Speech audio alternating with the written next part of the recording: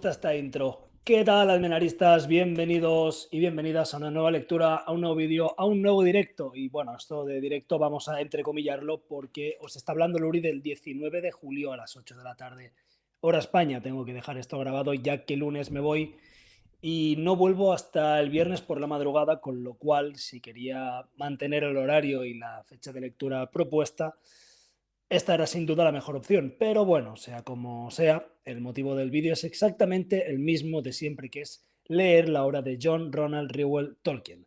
Recordemos que estamos leyendo El Señor de los Anillos, estamos leyendo La Comunidad del Anillo y nos proponíamos empezar con el quinto capítulo.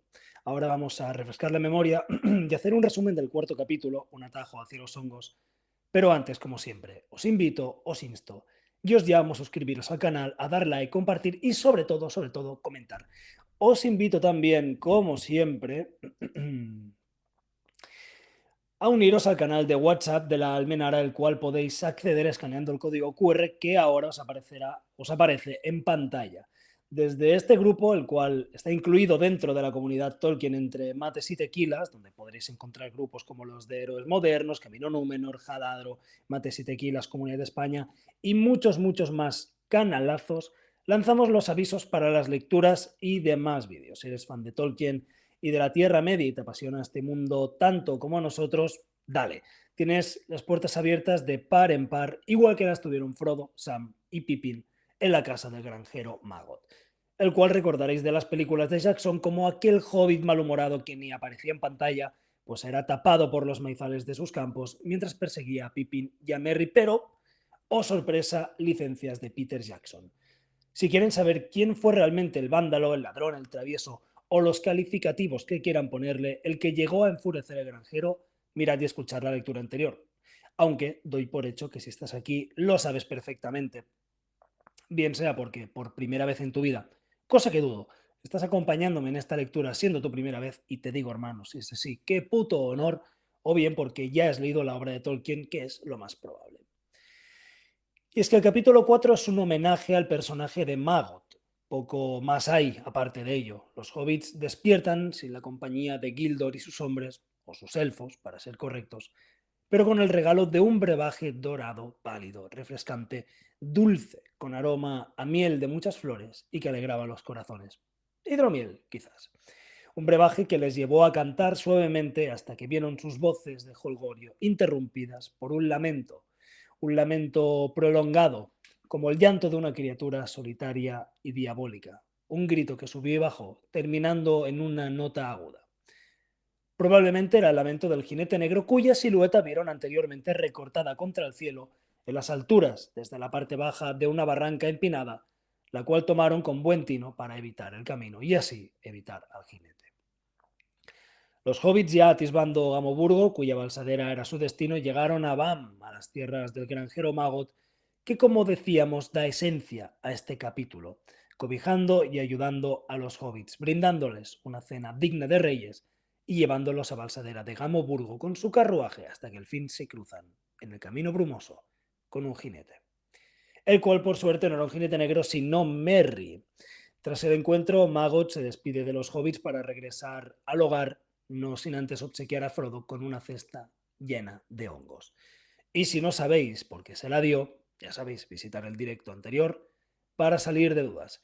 Bien, resumido el quinto capítulo y sin más dilación, vamos a arrancar con el quinto capítulo titulado Conspiración desenmascarada. Lo mejor que podemos hacer es irnos también a casa, dijo Merry. Hay algo extraño en todo esto. Me doy cuenta, pero habrá que esperar a que lleguemos. Doblaron por el sendero de Balsadera, que era recto y bien cuidado, bordeando con grandes piedras blanqueadas a la cal.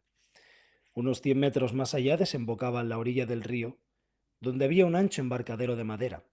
Una balsa grande estaba amarrada en él. Los volardos blancos brillaban a la luz de dos linternas instaladas sobre unos postes. Detrás, la bruma de los llanos se alzaba por encima de los matorrales, pero delante el agua era oscura y unas espirales como de vapor flotaban entre las cañas de la orilla. Parecía haber menos niebla del otro lado. Merry llevó al pony a la balsa por una pasarela y los otros fueron detrás. Luego impulsó lentamente la balsa con un largo bichero. El brandivino fluía ante ellos, lento y ancho. Del otro lado la orilla era escarpada y un camino tortuoso ascendía desde el embarcadero. Allí unas linternas parpadeaban. Detrás asomaba la colina de los Gamos, y en la ladera, entre jinores de niebla, brillaban muchas ventanas redondas, rojas y amarillas. Eran las ventanas de Casa Brandy, antiguo hogar de los Brandigamo. Mucho tiempo atrás, Goredan Gamo Viejo, cabeza de la familia de los Gamo Viejo, uno de los más viejos en Marjala o en la comarca, había cruzado el río, límite original de las tierras orientales. Edificó y excavó Casa Brandy, tomó el nombre de Brandigamo y se estableció allí hasta llegar a ser el señor de lo que podía llamarse un pequeño país independiente. La familia Brandigamo aumentó y aumentó luego de la muerte de Goredan. Continuó creciendo hasta que Casabrandi ocupó todo el pie de la colina y tuvo 3 amplias puertas principales, muchas laterales y cerca de 100 ventanas. Los Brandigamo y la numerosa gente que dependía de ellos comenzaron a excavar y más tarde a construir alrededor. Este fue el origen de los Gamos, una faja de tierra densamente poblada entre el río y el bosque viejo, una especie de colonia de la comarca. La villa principal era Gamoburgo, que se apretaba en los terraplenes y lomas detrás de Casabrandi. La gente de Marjala era amiga de los Gamos, y los granjeros entre Cepeda y Junquera aún reconocían la autoridad del señor de la casa, como llamaban al jefe de la familia de los Brandigamo. Pero la mayoría de los habitantes de la vieja comarca consideraba a la gente de los Gamos como singular y algo extranjera, por así decirlo, aunque en realidad no se diferenciaba mucho de los hobbits de las 4 cavernas. Excepto en un punto, eran muy aficionados a los botes y algunos de ellos hasta sabían nadar. El lado oeste de aquellas tierras no tenía en un principio ninguna defensa, pero los Brandigamo levantaron allí una empalizada que llamaron Cerca Alta. Había sido plantada por muchas generaciones atrás y ahora era elevada y tupida, pues la cuidaban constantemente. Corría a lo largo de la orilla desde el puente Brandivino, siguiendo una amplia curva hasta el fin de la cerca, donde el tornasauce salía del bosque y se unía al Brandivino, unas 20 millas de extremo a extremo. Por supuesto, la protección no era completa, pues el bosque crecía junto a la cerca en muchos sitios. La gente de los Gamos cerraba las puertas con llave al oscurecer, y esto tampoco se acostumbraba en la comarca. La balsa se movía lentamente en el agua. La ribera de los Gamos iba acercándose. Sam era el único que aún no había cruzado el río. Miraba las aguas lentas y gorgoteantes y tuvo una curiosa impresión. Su vida anterior quedaba atrás entre las nieblas. Delante lo esperaban oscuras aventuras. Se rascó la cabeza y durante un momento deseó que el señor Frodo hubiera podido continuar viviendo apaciblemente en Bolsón Cerrado. Los 4 hobbits dejaron la balsa. Merry estaba amarrándola y Pippin guiaba el pony sendero arriba cuando Sam, quien había mirado atrás como despidiéndose de la comarca, dijo en un ronco murmullo: «Mire atrás, señor Frodo. ¿No ve algo?» En el otro atracadero, bajo las lámparas distantes, alcanzaron a vislumbrar apenas una figura. Parecía un bulto negro abandonado allí, pero mientras miraban, les pareció que se movía de un lado a otro como escudriñando el suelo. Luego se arrastró o retrocedió agachándose, de vuelta a la oscuridad más allá de las lámparas. «¿Pero qué es eso?», exclamó Merry. «Algo que nos sigue», dijo Frodo. «Pero no hagas ahora más preguntas. Alejémonos enseguida». Se apresuraron sendero arriba hasta la cima del barranco, pero cuando miraron atrás, la orilla opuesta estaba envuelta en niebla y no se veía nada. «Por suerte no hay botes en la ribera oeste», dijo Frodo. «¿Pueden cruzar el río los caballos?» «Pueden ir 20 millas al norte hasta el puente del Brandivino o pueden nadar», respondió Merry. «Aunque nunca oí de ningún caballo que cruzara a nado el Brandivino, pero ¿Qué te importan ahora los caballos? Te lo diré más tarde. Vayamos a tu casa y allí podremos hablar bien. Bien, conocéis el camino, tú y Pippin. Yo me adentraré a caballo para avisar a Gordo Bolger. Nos pondremos de acuerdo sobre la cena y otras cosas. Ya tuvimos una cena temprana con el granjero Maggot, dijo Frodo, pero podremos tener otra. Así será. Dame esa canasta, dijo Merry, y partió adelantándose en la oscuridad. Entre la nueva casa de Frodo en Cricaba y el Brandivino había alguna distancia. Dejaron la colina de los Gamos y Casa Brandy a la izquierda, y en las afueras de Gamoburgo tomaron el camino principal de los Gamos, que corría desde el puente hacia el sur. Media milla al norte, encontraron un sendero que se abría a la derecha. Lo siguieron un par de millas, subiendo y bajando por los campos. Al fin llegaron a una puerta estrecha en un seto. Nada podía verse de la casa en la oscuridad. Se levantaba lejos del sendero en medio de un círculo de césped rodeada por un cinturón de árboles bajos dentro del cerco exterior. Frodo la había elegido porque el sitio era apartado y no tenía vecinos próximos. Se podía entrar y salir sin que nadie lo viera a uno. La habían construido los Brandigamo mucho tiempo atrás para uso de invitados o miembros de la familia que deseasen escapar por un tiempo a la tumultuosa vida de Casa Brandy. Era una antigua casa de campo, lo más parecida posible a la cueva de un hobbit, larga y baja, de un solo piso. Tenía techo de paja, ventanas redondas y una gran puerta redonda. Mientras subían por el sendero verde, desde la puerta en el cercado, no vieron ninguna luz. Las ventanas estaban oscuras y con las persianas cerradas. Frodo golpeó la puerta y Gordo Bolger vino a abrir. Una luz acogedora se derramó hacia afuera. Los hobbits se deslizaron rápidamente en la casa y se encerraron junto a las luces. Vieron que estaban en un vestíbulo amplio con las puertas a los lados. Delante de ellos corría un pasillo hacia el centro de la casa. ¿Qué te parece?, preguntó Merry, viniendo por el pasillo. Hemos hecho lo imposible en este poco tiempo. Queríamos que te sintieras en casa. Al fin y al cabo, Gordo y yo no llegamos aquí hasta ayer con el último cargamento. Frodo miró a su alrededor. Todo era allí hogareño, de veras. La mayoría de sus muebles preferidos, o mejor los de Bilbo, le recordaban vivamente a Bilbo en aquel nuevo ámbito, habían sido ordenados todo lo posible de acuerdo con la disposición de Bolsón Cerrado. Era un sitio agradable, cómodo, acogedor, y se encontró deseando haber venido a instalarse rápidamente en ese retiro tranquilo. Le pareció injusto haber expuesto a sus amigos a todas esas molestias, y se preguntó de nuevo cómo podría decirles que los abandonaría muy pronto, enseguida, en verdad. Ya no le quedaba otro remedio que hablarles esa misma noche, antes que todos se acostaran. Maravilloso, dijo con un esfuerzo. Apenas noto que me he mudado. Los viajeros colgaron las capas y apilaron los bultos sobre el piso. Merry los llevó por el pasillo y en el otro extremo abrió una puerta. El resplandor de un fuego salió al pasillo junto con una bocanada de vapor. ¡Un baño!, exclamó Pippin. ¡Oh, bendito Meriadoc! ¿En qué orden entraremos?, preguntó Frodo. ¿Primero los más viejos o los más rápidos? De cualquier modo, tú serás el último, señor Peregrín. Confiad en mí para arreglar mejor las cosas, dijo Merry.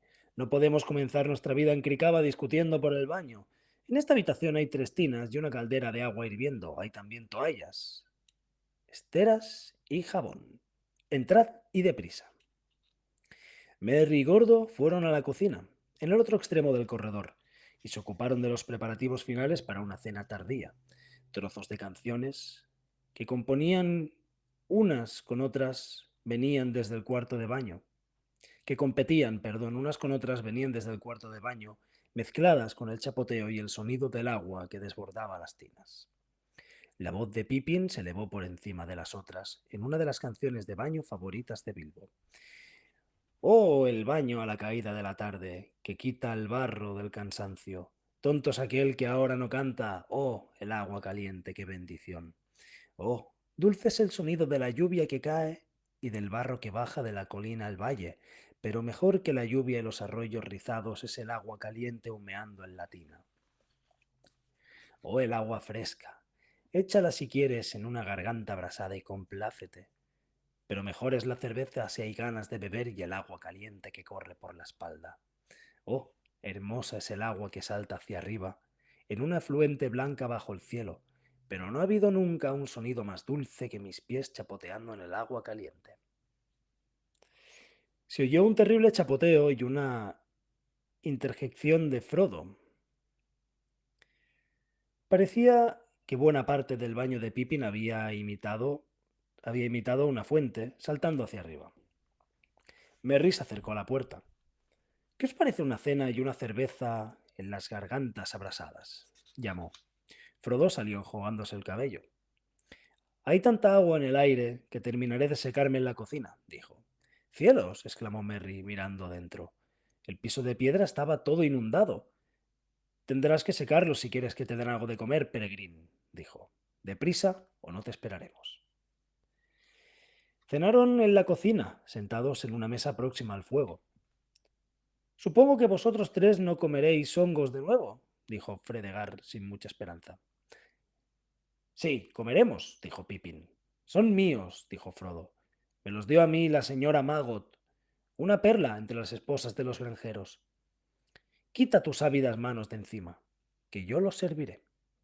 Los hobbits tienen pasión por las setas, una pasión que sobrepasa los gustos más voraces de la gente grande, hecho que explica en parte las largas expediciones del joven Frodo a los remembrados campos de Marjala y la ira del perjudicado Maggot. En esta ocasión había en abundancia para todos, aún de acuerdo con las normas de los hobbits. Había también otras muchas cosas que vendrían después, y cuando terminaron de cenar, Gordo Bolger exhaló un suspiro de satisfacción. Retiraron la mesa y pusieron sillas alrededor del fuego. Limpiaremos todo más tarde, dijo Merry. Ahora, cuéntame. Me imagino que habrás tenido aventuras, y sin mí, lo que no me parece justo. Quiero que lo cuentes todo, y lo que más deseo saber, ¿qué ocurrió con el viejo Maggot y por qué me habló de ese modo? Parecía asustado, si eso es posible. Todos hemos estado asustados, dijo Pippin al cabo de un rato. Frodo clavaba los ojos en el fuego y no decía ni una palabra. Tú también lo habrías estado si los jinetes negros te hubieran perseguido durante 2 días. ¿Quiénes son? Figuras negras que cabalgan en caballos negros, respondió Pippin. Si Frodo no quiere hablar, yo te contaré la historia desde el principio. Pippin relató entonces todos los incidentes del viaje desde la partida de Hobbiton. Sam cooperó con gestos y exclamaciones de aprobación. Frodo permaneció en silencio. Podría pensar que todo es un invento, dijo Merry. Si no hubiese visto aquella forma negra embalsadera y si no hubiese oído el extraño tono de la voz de Maggot. ¿Qué sacas en conclusión, Frodo? El primo Frodo se ha mostrado muy cerrado, dijo Pippin, pero es tiempo de que se abra. Hasta ahora no tenemos otra pista que las suposiciones del granjero Maggot, para quien se trataría de algo relacionado con el tesoro del viejo Bilbo. Es solo una suposición, se apresuró a decir Frodo. Maggot no sabe nada. El viejo Maggot es un sujeto perspicaz, dijo Merry. Detrás de esa cara redonda pasan muchas cosas que no aparecen en la conversación. He oído decir que hace un tiempo acostumbraba a internarse en el bosque viejo y que sabe bastante de cosas extrañas. Pero al menos tú podrás decirnos, Frodo, si es una buena o una mala suposición. Me parece, respondió Frodo lentamente, que es una buena suposición hasta cierto punto. Hay en efecto alguna relación con las viejas aventuras de Bilbo, y es cierto que los jinetes andan detrás de él, o quizá debiera decir que andan buscándolo o que andan buscándome. Temo además que no sea cosa de broma, y que yo no esté seguro, ni aquí, ni en ningún otro sitio. Miró alrededor las ventanas y las paredes, como si temiese que desaparecieran de pronto. Los otros lo observaron en silencio, cambiando entre ellos miradas significativas. Ahora saldrá la verdad a la luz, murmuró Pippin a Merry, y Merry asintió. Bien, dijo Frodo al fin, enderezándose en la silla, como si hubiese tomado una decisión. No puedo mantenerlo en secreto por más tiempo. Tengo que deciros algo, a todos vosotros, pero no sé cómo empezar. Creo que yo podría ayudarte contándote una parte de la historia, dijo Merry con calma. ¿Qué quieres decir? Preguntó Frodo echándole una mirada inquieta. Solo esto, mi viejo y querido Frodo. ¿Te sientes desdichado porque no sabes decir adiós? Querías dejar la comarca, por supuesto, pero el peligro te alcanzó más pronto de lo que esperabas y ahora has decidido partir inmediatamente. Y no tienes ganas. Lo sentimos mucho por ti. Frodo abrió la boca y la volvió a cerrar. La expresión de sorpresa era tan cómica que los otros se echaron a reír. Querido viejo Frodo, dijo Pippin, ¿realmente pensaste que nos habías echado tierra a los ojos? No tomaste las precauciones necesarias, ni fuiste bastante inteligente. Todo este año, desde el mes de abril, estuviste planeando la partida y despidiéndote de los sitios queridos. Te hemos oído murmurar constantemente, no sé si volveré a ver el valle otra vez, y cosas parecidas. Y pretender que se te había acabado el dinero y venderles tu querido bolsón cerrado a los Sacovilla Bolsón. ¿Y esos conciliábulos con Gandalf? Conciliábulos con Gandalf. Cielos, dijo Frodo, ¿y yo que quería haber ido tan cuidadoso y astuto? No sé qué diría Gandalf. Entonces, ¿toda la comarca discute mi partida? Oh, no, dijo Merry, no te preocupes. El secreto no se mantendrá mucho tiempo, claro está, pero por ahora solo lo conocemos nosotros, creo. Los conspiradores. Al fin y al cabo, no olvides que te conocemos bien y pasamos largas jornadas contigo. No nos cuesta mucho imaginar lo que piensas. Yo conocí a Bilbo también. A decir verdad, te he estado observando de cerca desde la partida de Bilbo. Pensé que lo seguirías tarde o temprano, aunque esperaba que lo harías antes, y en los últimos tiempos estuvimos muy preocupados. Nos aterrorizaba la idea de que nos dejaras de pronto y partieras bruscamente, solo, lo mismo que Bilbo. Desde esta primera, desde esta primavera mantuvimos siempre los ojos bien abiertos y elaboramos nuestros propios planes. No te escaparás con tanta facilidad. Pero es necesario que parta, dijo Frodo. Nada puede hacerse, mis queridos amigos. Es una desdicha para todos nosotros, pero es inútil que tratéis de retenerme. Ya que habéis adivinado tantas cosas, por favor, ayudadme y no me pongáis obstáculos.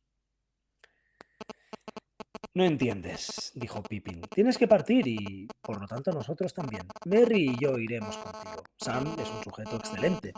Saltaría a la boca de un dragón para salvarte si no tropezara con sus propios pies. Pero necesitarás más de un compañero en tu peligrosa aventura. Mis queridos y bien amados hobbits, dijo Frodo, profundamente conmovido. No podría permitirlo. Lo decidí también hace tiempo. Habláis de peligro, pero no entendéis. No se trata de la búsqueda de un tesoro, ni de un viaje de ida y de vuelta. Iré de peligro mortal en peligro mortal. Por supuesto que entendemos, afirmó Merry. Por eso hemos decidido venir. Sabemos que el anillo no es cosa de broma, pero haremos lo que podamos para ayudarte contra el enemigo. El anillo, exclamó Frodo, completamente atónito.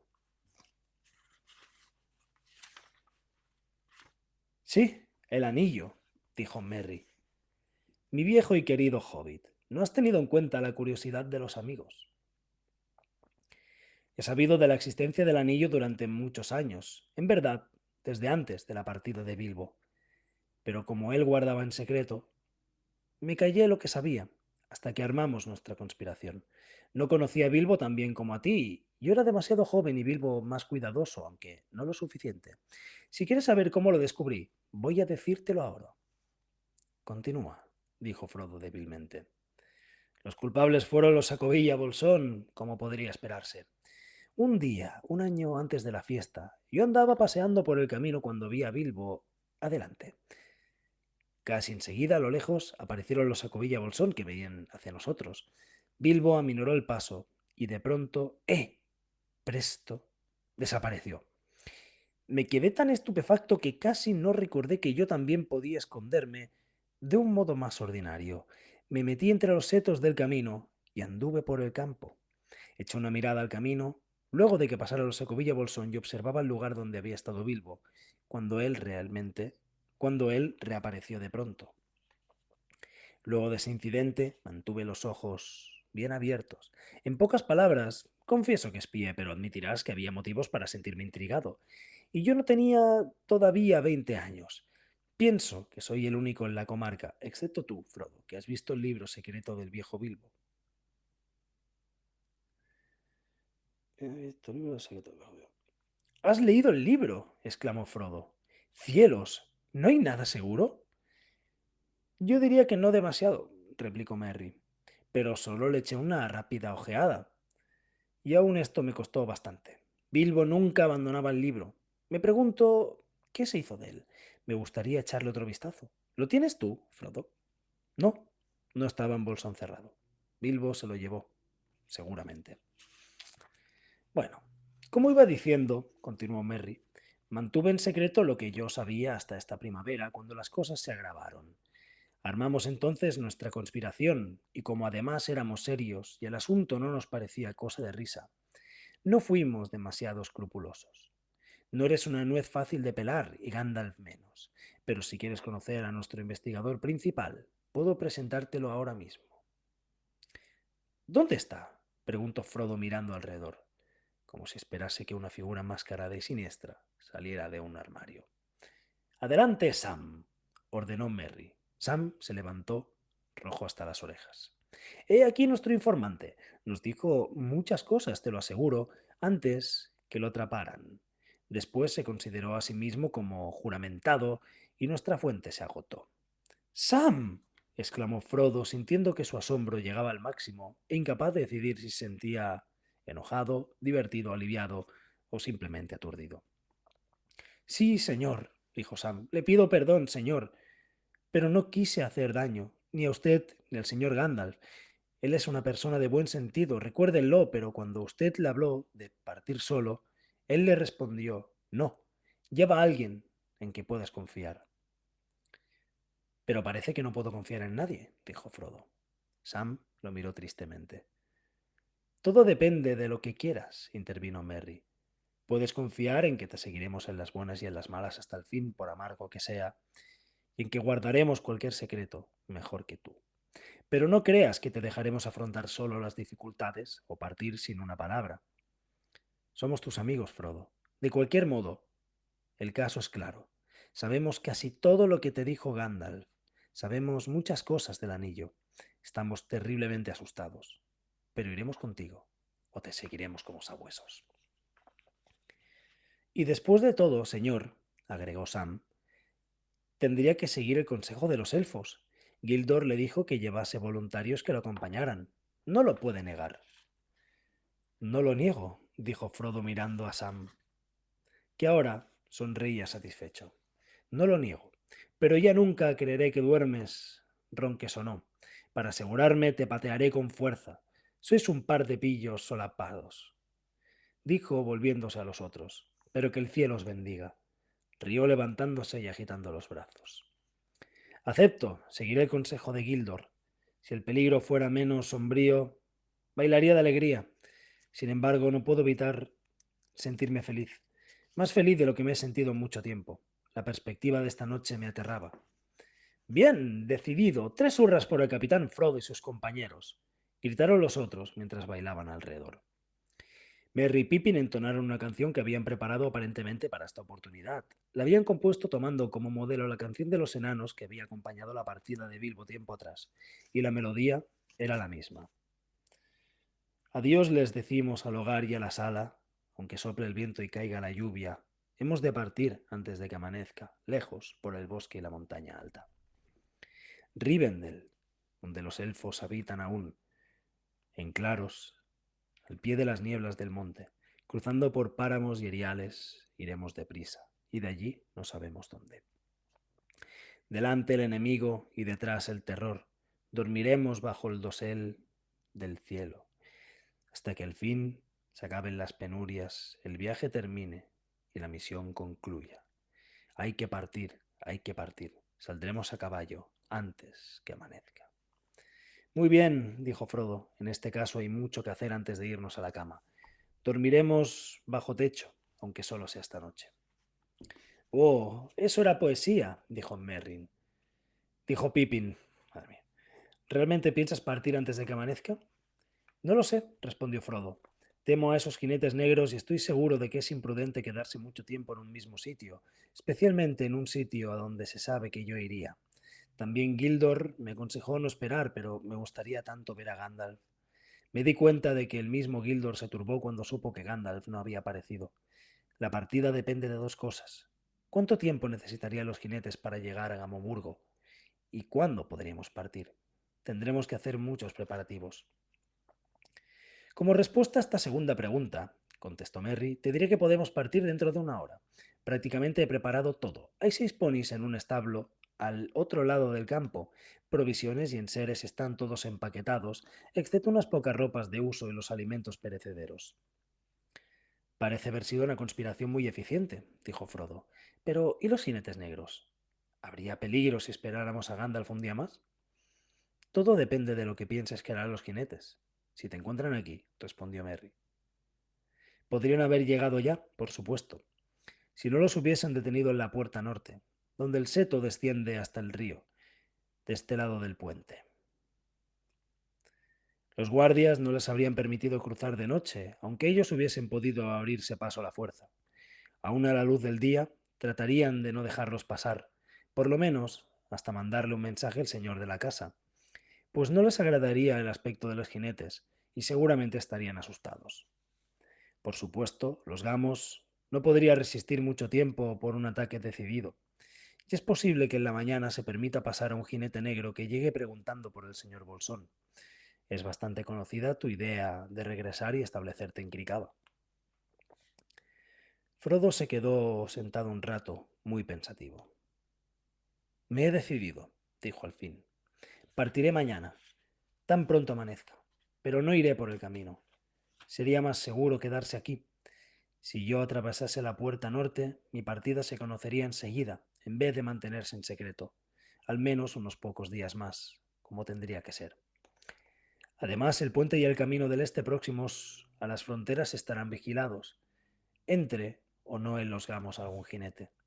No sabemos cuántos son, por lo menos 2 o quizás más. Lo único que nos queda es partir en una dirección del todo inesperada. Pero eso significa que encontraremos en el bosque viejo, que entraremos en el bosque viejo, dijo Fredegar, horrorizado. No puedes pensar en algo semejante. Es tan peligroso como los jinetes negros. No tanto, dijo Merry.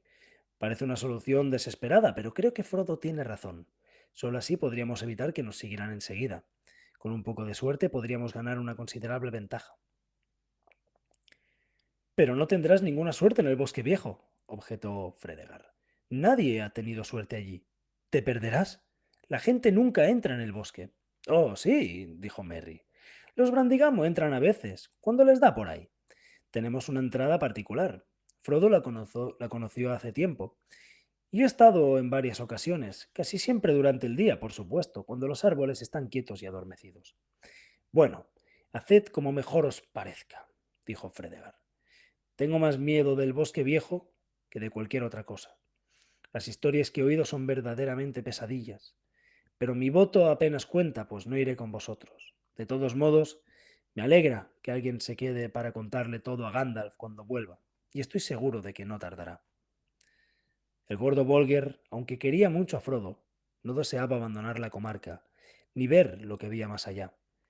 Era de una familia de la Cuaderna del Este, de Volgovado, los campos del puente, para ser más exactos, pero él nunca había ido más allá del puente del Brandivino. De acuerdo con el plan original, la obligación de Bolger era quedarse allí y tratar con los preguntones y mantener así todo lo posible el engaño de que el señor Bolsón continuaba en Krikaba. Hasta habían traído algunas ropas viejas de Frodo para ayudarlo a interpretar ese papel. Nadie dudaba de que ese papel podía ser de veras peligroso. ¡Excelente!, exclamó Frodo cuando comprendió el plan. De otro modo no podríamos haber dejado un mensaje para Gandalf.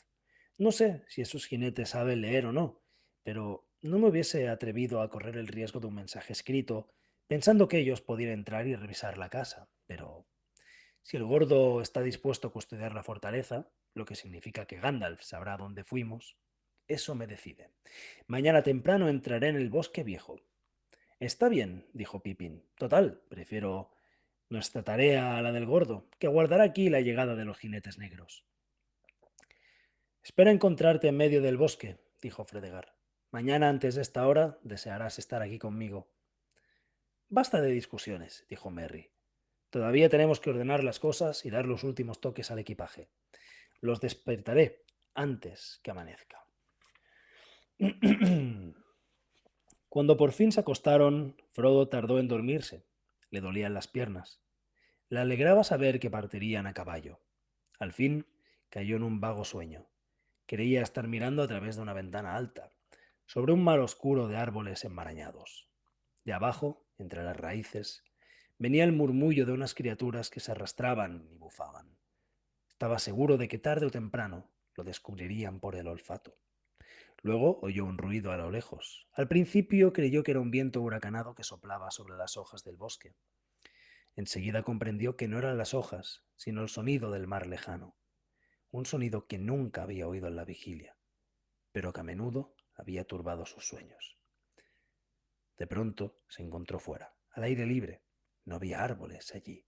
Estaba en unos matorrales oscuros y el aire tenía un extraño olor salobre. Alzando los ojos, vio delante una torre blanca que se erguía solitaria sobre un arrecife escarpado, y tuvo entonces deseos de subir a la torre y ver el mar.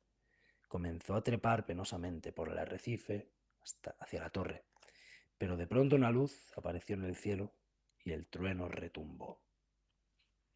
Y así, damas y caballeros, chicos y chicas, amigos y amigas, almenaristas, concluye la lectura de este quinto capítulo del Señor de los Anillos, La Comunidad del Anillo, titulado Conspiración desenmascarada. Espero que hayan disfrutado tanto de la lectura como he disfrutado yo leyéndola, aunque al final me estoy empezando a quedar sin luz natural, la luz de la habitación tampoco es demasiado potente y esto hace menos disfrutable la lectura, pero aún así ha sido como siempre un auténtico placer. Nos veremos la semana que viene, el jueves también a las 12 y media hora España, para continuar con El Señor de los Anillos.